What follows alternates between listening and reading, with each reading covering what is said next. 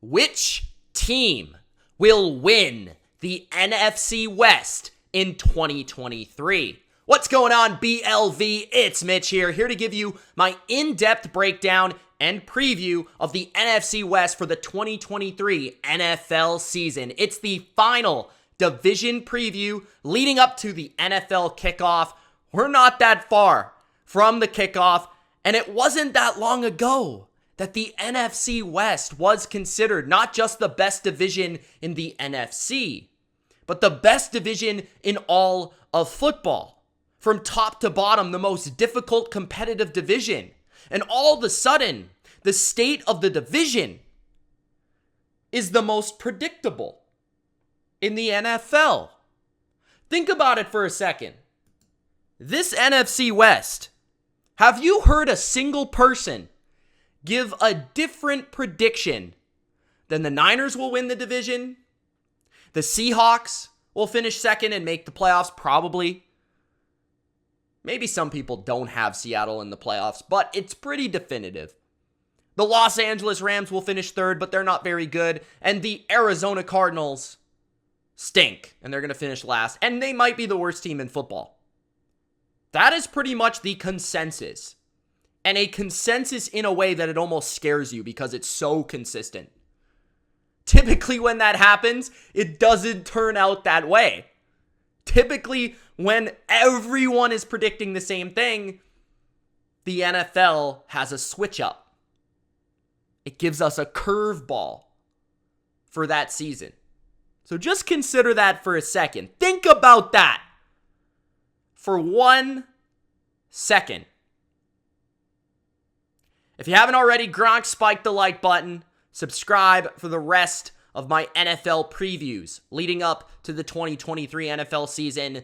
Like I said, this is the final division preview. So if you haven't already checked it out, I made a playlist with every other division, every other team, breaking it down in depth, which is exactly what we're going to do in this video.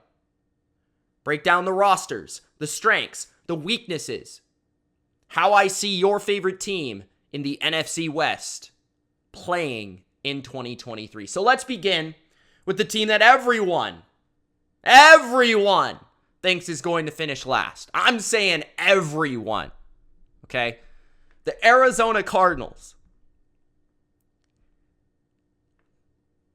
They suck, okay? I'm not going to try to sugarcoat this. I'm not going to try to sit here and give you some soliloquy about how I believe the Cardinals will be an unexpected playoff team, some team that's going to come out of nowhere, some team that's underrated, undervalued. No, this team sucks. And quite frankly, not only do I believe this team sucks, but I believe that the Arizona Cardinals might be the worst team I've ever evaluated entering an NFL season. I've been doing this thing for a little period of time and been watching football for about 20 years now. And this is one of the worst teams I've ever seen on paper, especially since I've started evaluating rosters, players, offenses, defenses. So let's take a look at the rankings, and that can give you a really good feel for how bad this team is. And you guys can let me know if I'm wrong in any aspect or area, okay? So let's start with the Cardinals with the rankings. At the quarterback position, now this is for Kyler Murray. Okay, so I ranked Kyler Murray at number 16. Kyler Murray, when he plays, has the capacity to uplift a team. He has the skills, the talent, the physical ability, when he's at his best, to make a team look better than they are, because he is the road runner on the football field. He is elusive. He is quick. He is fast. He is electric. That being said, a little bit of an enigma. Last year, too many turnovers, too inconsistent throwing the football, has some issues throwing the ball over the middle of the field. Definitely did not have his best season last year. Off the field, there's question marks about his leadership, about how much he cares and loves the sport. And now he's coming off a serious injury, having to revamp his body and get ready for this season. And I don't think he's going to play this year. I'm going to be honest with you. I don't think Kyler Murray is going to play this season. And I at least don't think he's going to play until the end of the year. I think it's going to take Kyler a while. And I also feel like the Cardinals are going to play this very conservatively when it comes to Kyler Murray. So he is QB 16 if he plays. That being said, they let go of Colt McCoy. Shockingly, by the way. And they brought in Joshua Dobbs, who without a doubt, if he's the starting quarterback for the Cardinals, there is no doubt he is the worst quarterback in the NFL as a starter. It's not even particularly close. Josh Dobbs is like a number 3 quarterback in the NFL. Okay, going back to the rankings. Number 32 coach. They got a new coach named Jonathan Gannon. I wasn't even a fan of him as a defensive coordinator in Philadelphia. I'm not sure what was so impressive about his performance in the Super Bowl where they got absolutely shredded by the Kansas City Chiefs that made them hire that guy. He also doesn't seem to have the presence that I would very much like as a leader of a group of men in general. I just don't see it with him. The 29th offensive line. This unit could be one of the more underrated units by the end of the year. I think they have potential. Depending on what Paris Johnson's able to do as a rookie at right tackle, does look like he's slated to play right tackle. DJ Humphries, he's a pretty good player at left tackle. Hernandez is coming off his best season of his career. Froholt, not a huge fan at center, but he's not horrible. He played a fair amount for Cleveland last year. So their offensive line is professional. It has a chance to be okay, serviceable. The offense I have at 32, considering Marquise Brown is their best target. After that, it drops off a cliff. It's older than dirt, slower than molasses, Zach Ertz. Rondell Moore, who's, I don't know, just way too small and has never shown anything at the NFL level. Michael Wilson is like a mid-round draft pick. They really have nothing at wide receiver. James Conner, whatever. Like, this team has nothing on offense other than really Marquise Brown, who's more of a 2 than a 1. Okay? The roster rank, number 32, dead last in the NFL. The least talented roster in the NFL. And you'll see that when we look at the depth charts. Secondary, number 28. They do have good safeties, but their corners are really bad. Defensive line, 32. Their defensive line is a joke. I have never seen a worse defensive line, a less proven defensive line in my life. The defense, number 32. They have no pass rush. They have no cornerback play. They have a very vanilla scheme. There's nothing redeeming about the defense. So let's take a look at the offense and the defensive depth charts to go over it. So, like I said, Brown, Moore, Wilson, I expect to be the 3 receivers. Ertz is still the starting tight end, although I wouldn't be surprised if their second-round pick from last year got some play. McBride, who was one of the top tight ends in that class last year. The offensive line, I said, has potential. Elijah Wilkinson played for, I believe, the Falcons at guard last year, had a pretty good year. He's another decent addition to this offensive line. So 2 new starters, I believe. No, maybe even 3. Froholt, Wilkinson, and Johnson. I'm intrigued to see how Johnson plays on the right instead of the left. Dobbs, sure, whatever. The running back position, you got James Conner, you got Ingram. Neither one I'm a big fan of. James Conner can carry the load. He can be a professional running back. Good pass blocker, good pass catcher, decent runner. But not a lot of depth at any of these positions. Pretty pathetic. Now when we move to the defense, it's even more pathetic. I mean, look at that defensive line, guys. I don't know how many career sacks are on this defensive line, but I'm going to guess it's under 10. I am going to guess that Fotu, Ledbetter, Gardeck, and these boys have under 10 career sacks, and they're a starting defensive line. Safety tandem, I said, is good. Linebacker tandem, pretty good. Collins looks like he could play some edge as well for this team. That's interesting to me. Really good athlete. They need to get more out of that draft pick. Clark is a rookie that they kind of found out of nowhere expecting to start. Hamilton and Wilson played a lot last year. We'll see what they can do this year. They weren't that good last year. So as you guys can see, this team Really is lacking a lot of talent. Needs a full rebuild. And I think this season, they're going to be the absolute worst team in the NFL. They are a team that if they don't get Kyler Murray, I think they'll win like 3 or 4 games. If they don't have Kyler Murray, this team has a chance to legitimately lose every game they play. I think they're that bad. Maybe I'm wrong. You guys let me know if I'm wrong. That's how bad I think they are. I think they're going 1-16. Because I'm not predicting a team to win 0 games, bro. I'm not that mean. Ceiling is 4-13 with Kyler Murray coming back at some point during the year, carrying this team to a few wins. The floor is 0-17, though. There's no doubt. And it's one of the best bets I've ever seen for a number that low, 4.5. They suck. But here's the thing. Here's the positive for the Cardinals. I think they actually want to lose. Like, I think they actually want to get the first pick. I think they actually want to be in a position where they're rebuilding this next year.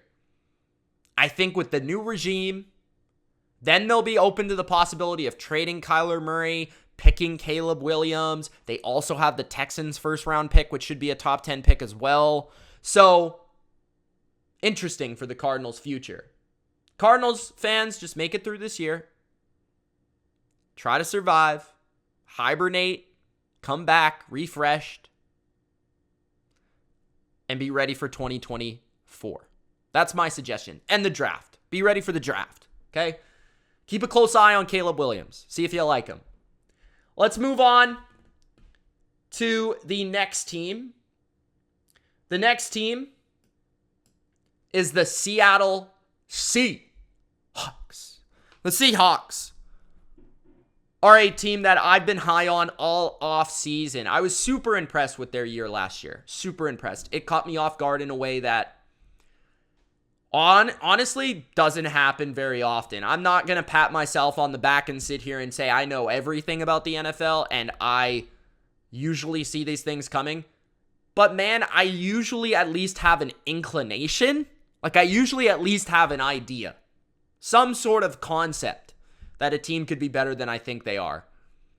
The Seattle, like I saw the Giants coming. I don't think a lot of people saw the Giants coming. Right? Like, there's teams that I can see it. Seattle winning 9 games last year was not in my realm of thought. Like, just not. Geno Smith, unbelievable. Set multiple records for Seahawks franchise history. This offense was much better coached. Scheme-wise, it was well done. Good play calling. Strong running game, an offensive line that featured multiple young players and multiple rookie tackles. And they still were a successful team on offense. Very successful. Explosive. Defensively, they weren't great, but they try hard, they fight hard, as a Pete Carroll defense typically does. And they figured some things out, enough to make the playoffs and actually for a half make it interesting against the 49ers. So yeah, they needed a long way to go here. Right? They made the playoffs last year. They had a winning record last year. It surprised the world. It shocked the world. They're still being doubted entering this year. Vegas doesn't see them as a lock to make the playoffs. They have them as an 8.5 win total in a bad division, in a bad conference. A lot of people are doubting Geno Smith. They don't think he was legit. Personally, I do. It's hard to fake that accuracy. It's hard to fake that pocket presence. It's hard to fake that intelligence, that swagger, that leadership. It's hard to fake that. It's hard to fluke that. Usually a quarterback that flukes, it's because his physical talent is being aided by the players around him. Geno was on a bad team, according to most people, entering the year. All of a sudden, he plays really well. So, to me, this team was legit last year for what they were able to achieve. Were they a little fortunate at times? Did they surprise a lot of people? Yes. They needed to make up a lot of ground in the NFC. Between the Niners, the Eagles, the top teams in the NFC, the Seahawks were chasing. And the Seahawks made a lot of moves this offseason to put them in a position to be closer to a contender than they were before. And I think the Seahawks' expectation is that they're a football team that makes the playoffs and they win a playoff game. That would be the expectation from the fan base. And I think from a majority of smart football people. They expect Seattle to make the playoffs, win a playoff game, and that's probably about it. Anything better than that would be cherry on top, icing on the cake. Anything worse than that would be expected a step back for this team, this franchise. Because they made a lot of nice moves this offseason. So let's take a look at where they rank in a number of categories entering this year. I had Geno Smith just outside the top 10 quarterbacks at number 11. I think last year he played like a top 12 quarterback in the NFL. And I think if you argued he was top 10, I wouldn't deny it. I feel like the only reason I didn't put him inside the top 10 is because he doesn't have the track record and the longevity of success that other guys do. Like, for example, Dak Prescott, a guy that Geno outplayed last year, but Dak has been playing like Geno for like 6 or 7 years, right? So you kind of give that guy the edge. Coaching rank, I got Pete Carroll at number 9. You could certainly argue a couple spots higher. I think he's definitely a top 10 coach in football. Very good motivator, very good personality. Offensive line rank, still some questions on the offensive line. They are young, they are ascending. Number 26 could make me look a little foolish, I'm not going to lie. But based on last year, they were still inconsistent, allowing too much pressure up the middle against Geno Smith. The offense, I ranked number 13. I could see them ranking higher. I could see them being a top 10 unit, but I definitely think they'll be above average. I like the receiving core. Like I said, offensive line could be better. I like the running game. Geno, I expect to be just as good, if not better. So I think they'll be better than last year. It was really more about the other offenses in the NFL for me. The roster rank at number 14, which I had as the third best in the NFC. The secondary, I have at number 10. Awesome cornerback duo. I think they have better corner depth than people give them credit for. Their safety trio is elite. Defensive line, 25th. Still a work in progress. Can they get some breakout players, some younger guys like Mafe to step up in year 2? Defense rank at number 20. I think if they're a top half defense, this is a real tough team to beat. Because I think they're going to be a good offense that can score points, that can dictate the pace of the game. If their defense can really take a step forward, then now we're talking. Let's take a look at the offensive depth chart entering 2023. Cross and Lucas, I think, are the X factors here at left and right tackle. 2 rookies from a year ago that played above their heads, that played well. Cross was a first-round pick. Lucas was a later-round pick.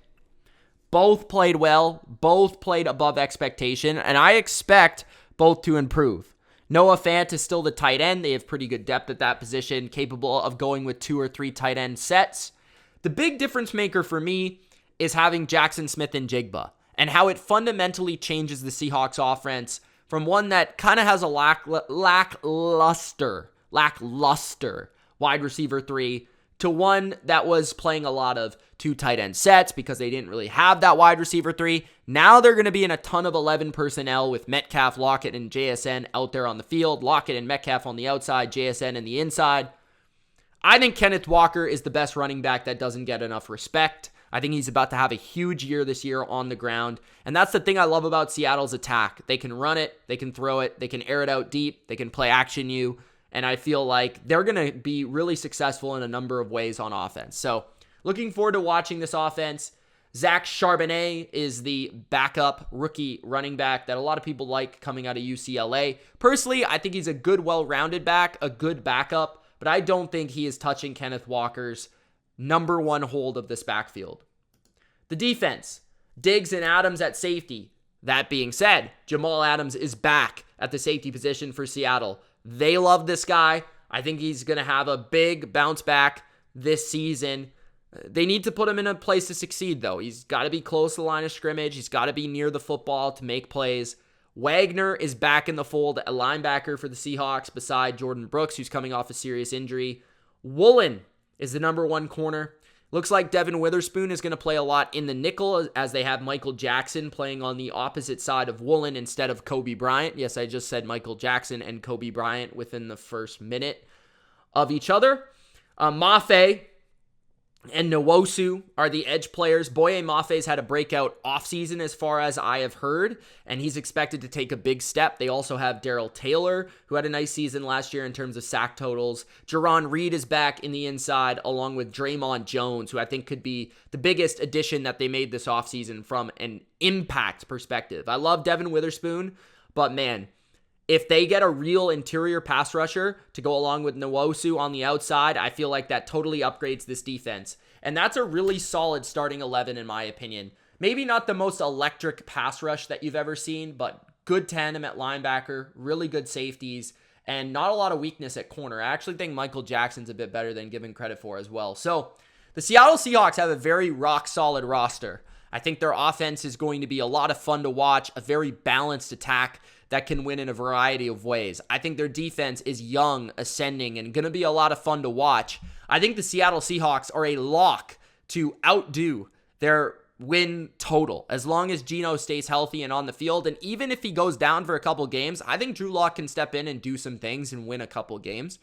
I look at this team as one that I think's that next layer of contender in the NFC. I think there's a couple teams above them, but that's about it. There's not many. I think they could very well find themselves in the NFC divisional round this year, the NFC championship maybe. I think this team is a double-digit win team. I have them at 10-7.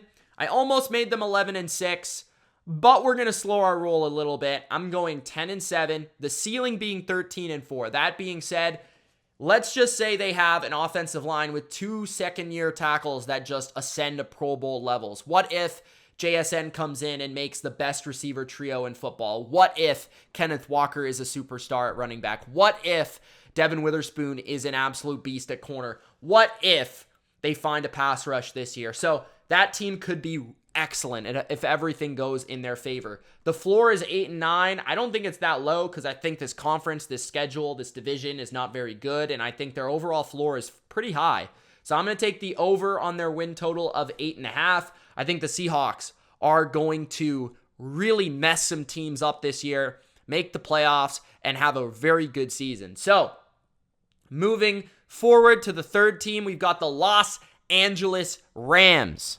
A far cry from where they were a couple of years ago. It feels like the Rams were one of the dominant teams and franchises and one of the teams that a lot of people were modeling themselves after. We were wondering during that Matthew Stafford season and post Matthew Stafford winning that Super Bowl whether or not F them picks was a real strategy that could take place and win in the NFL. And while it did win in the short term, it really impacted this team in the long term. This roster is downright lousy, lacking depth, lacking solid NFL contributors, and now they're turning to a lot of young, unproven football players that Sean McVay has to make work this season. Still having a veteran quarterback in Matthew Stafford that you would think would be in win now mode, but not thanks to this roster. Do they still have a couple really good players like Cooper Kupp and Aaron Donald? Absolutely, but this roster overall is definitely shaky. So let's break down where they rank across the NFL. Personally, I feel that this is a team that has very low expectations, even with Matthew Stafford, Sean McVay, Aaron Donald, and Cooper Kupp. Not a lot of people expect them to be very good, and it's because the roster is so bad. Let's take a look at the rankings for the Los Angeles Rams entering 2023. Matthew Stafford I ranked as the 15th quarterback in football. This could be argued that it's too low. I have a fear that Matthew Stafford is going to get injured. I also have a fear that he's going to regress this year. I think he's definitely declining. And I feel like he might never be that guy that you saw in that first season with the Rams. I'm worried that his body is just going to wear down and that he's not going to be the same guy. That being said, if he plays at his best, this guy can carry some bad teams to wins. We saw that in Detroit. He's got a rocket of an arm. He has a savviness in the fourth quarter that you love to see. He's had one of the best arms and one of the best cannons I've ever seen in football. The release, the arm angles, the tight window throws. He really can do it, but I don't know if he's that same guy. At number 4, Sean McVay, the coaching ranks. He's still an elite coach. He won a Super Bowl just a season ago. He's had a lot of success with the Rams. Now he faces his biggest challenge of his career this year.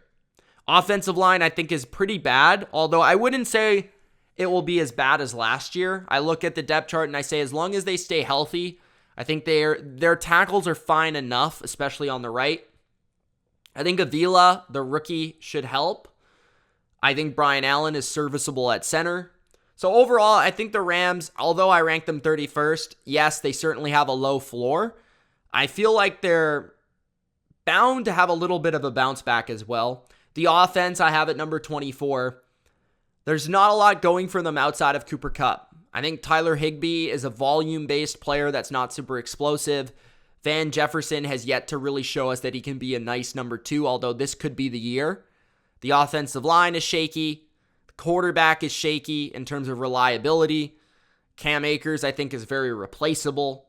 So overall, they don't have a very good offense outside of Sean McVay's play calling and Cooper Kupp. The roster is one of the worst in football. I rank them above the Cardinals, but below everyone else at number 31. The secondary is the worst on paper in football. It's bad. It could be better than 32 for sure. There are teams that are in the same range and tier, and we'll talk about it, but man, it is the least proven. The defensive line is number 30, mostly because they still have Aaron Donald, which props them up above 32. The defense rank is number 31. They have so many guys that you've never seen play before. It is actually crazy. So let's take a look at their depth charts to show you guys how many unproven players they have. Offense, it's not as bad. Like, I could see this team, as long as Stafford is healthy, still being competent offensively. You've got Stafford, you've got Akers, you've got Higbee, Kupp, Jefferson. We've seen these guys go to work before, and although I don't think a lot of these guys are the same players they were, I feel like they're still competent enough to put up some points in certain matchups. Stafford knows what he's doing. McVay is a great play caller and schemer. I think a big X factor is Noteboom at left tackle. Can he keep Stafford protected long enough for them to be a competitive football team? Because I think if Stafford is healthy, McVay is there, Kupp is there, Donald's there, they're all healthy, they're intact.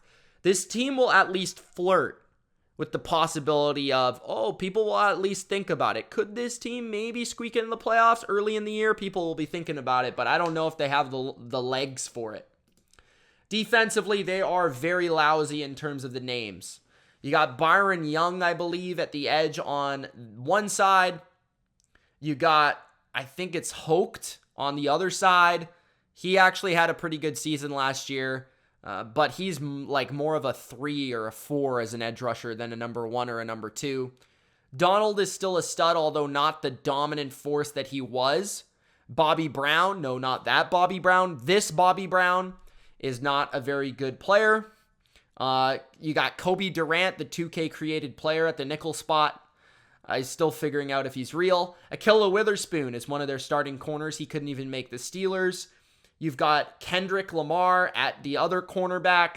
Then you got Jordan Fuller, and Johnson is back. John Johnson. Browns fans absolutely despise his actions, but he was really good for the Rams once upon a time. I like that safety tandem, at least taking a shot on a cheap guy in Johnson who was successful for you once upon a time in your scheme. So that's the defense for the Rams. Now, for my record prediction for LA, I got it 3-14, 4-13. It's one of the two. I think this is a pretty bad, lousy roster. I think Stafford at some point in the year is going to be pulled and sat down on the bench or injured, one or the other. Not because of poor play he's going to be pulled, but I think the Rams are going to start to manage their franchise and understand that they could use a high draft pick for rebuilding purposes, and I think they could eventually pull Stafford to have him save for next year maybe. I could see them starting this season very rough because they have a difficult schedule to begin the year. Their ceiling is 8-9 due to the guys and the superstars they still have, like Stafford, like Kupp, like Donald, like the names I've mentioned. Their floor is 2-15. If Stafford just downright gets worse, like gets old fast, or he gets hurt, and then you're talking about a defense that could be the worst in football, 2-15 could happen. I'm going under 6.5. As much as I respect Sean McVay, I don't think this is a 7-win team in this NFL in today's day and age. So the Rams, I think, are going to be lousy. You guys let me know in the comment section below if I'm wrong. I'd love to hear a different opinion when it comes to the Rams and why you're higher on them than I am.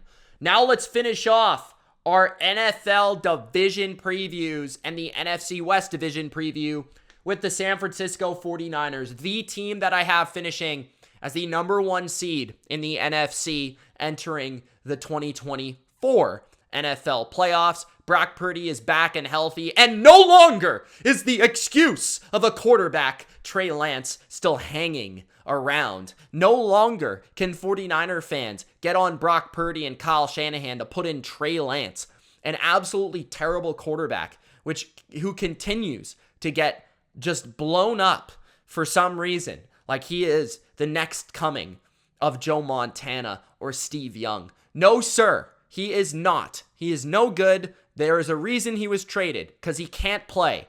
If he could play, he'd be on the field. It's not because Kyle didn't want to play him. Think about it for a second. There is nobody other than maybe John Lynch more incentivized to play Trey Lance than Kyle Shanahan. There's nobody more incentivized to make the guy look good than Kyle Shanahan. Why would he trade him if he was good? Make it make sense, people. Brock Purdy is legit. That is why they felt comfortable in moving forward into a new era. Jimmy's gone. Lance is gone. It's Purdy time, baby. Because Purdy is pretty darn good. Have you seen him play? He has the savviness. He has this gamer quality to him.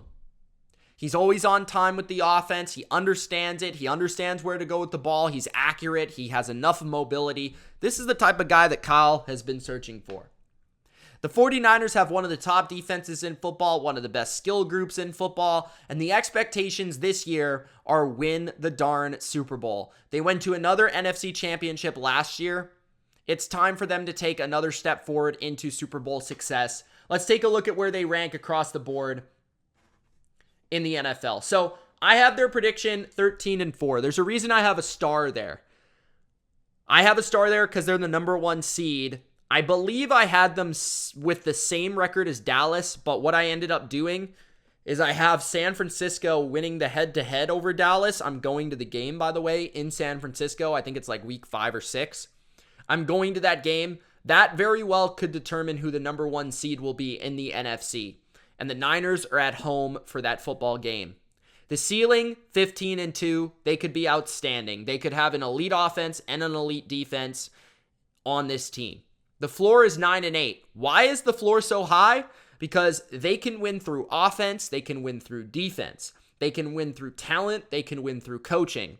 And they have multiple quarterbacks that even if Purdy gets hurt, Sam Darnold, I believe, can walk in there and be successful and win football games for this team. The over-under is 10.5. I'm going over with the prediction. I think there is no doubt that they'll win 11-13, maybe even more games this year. So that's my prediction. You know, I'm not even going to worry about spoilers. I know that I've given every other team last, but I already told you that they're going to finish first in the NFC, so I might as well tell you. So let's get to their rankings, right? So their rankings, I have Purdy at number 21. Still has a lot to prove, but I'm a big fan of his game. I love how he sees the game. I love how he thinks the game, and I just like watching the kid play. He has a cool style to him as well. I think he'll elevate into a top 15 player at this position this year.